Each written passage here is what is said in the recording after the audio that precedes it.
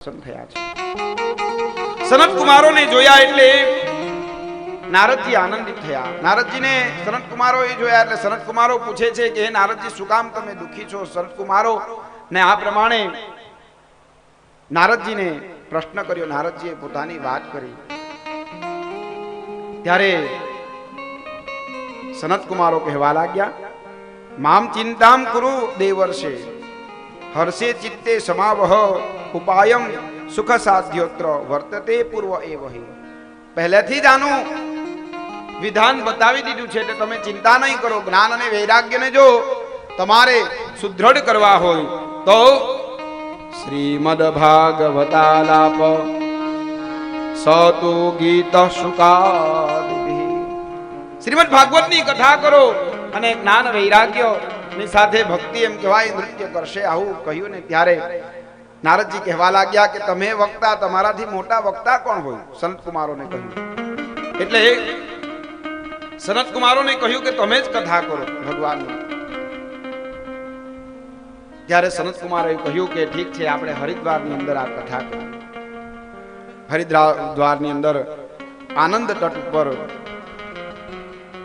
નારદજીને સનત કુમારોએ કથા કરી છે અને એમ કહેવાય કે ભગવાનની કૃપા થઈ છે। નારદજીએ કહ્યું કે મેં જ્ઞાન અને વૈરાગ્યના કાનની અંદર ઘણા બધા મંત્રો કહ્યા અને ઘણા બધા સ્તોત્ર પાઠ વગેરે કર્યા, પરંતુ એ જાગૃત ન થયા તો ભાગવત કથાથી થશે। ત્યારે સનત કુમારે બહુ સરસ વાત કરી છે। એવું કહેવાય કે આખું વૃક્ષ હોય ને, વૃક્ષ એ વૃક્ષના મૂળથી લઈ અને પાન સુધી રસ રહેલો છે। મૂળિયામાં પણ રસ વાટો તો એમાંથી રસ નીકળે કે ન નીકળે? નીકળે નહીં। ઝાડને આમ દાઢી કાપી નાખો ને એને વાટો એમાંથી પણ રસ નીકળે, પરંતુ એ રસ અને ફળનો રસ બેમાં ફરક હોય કે નહીં? ફળનો રસ મીઠો લાગે।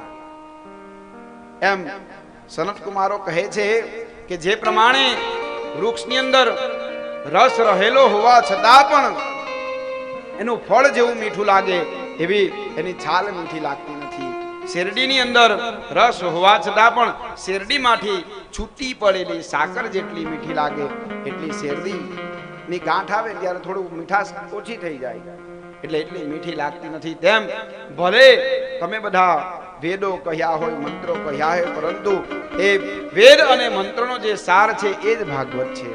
આમ જ્યારે કહ્યું ને ત્યારે નારદજી કહે છે તમે આ ભાગવતની કથા કહો। ત્યારે હરિદ્વારની અંદર આનંદ તટની ઉપર આ ભગવાનની કથા સર્વપ્રથમ સનત કુમારોએ નારદજીને જણાવી છે।